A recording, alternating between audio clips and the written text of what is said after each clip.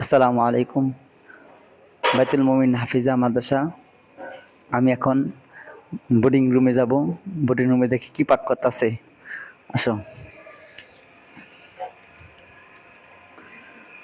আসসালামু আলাইকুম। ওয়ালাইকুম সালাম।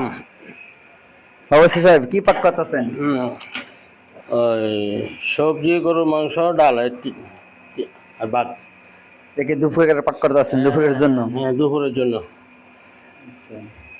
আমরা দেখতে পাচ্ছি হাতিফুল মাদ্রাসা আজকে দুপুরে পাক করছেন গরুর গোস্ত, ডাউল, সবজি, ভাত। ঠিক আছে, দেখি দেখান তো। ঠিক আছে, একেবারে কয়জনের? 60-65 জন। 65 জনের আছে খাবারের জায়গায়। হ্যাঁ।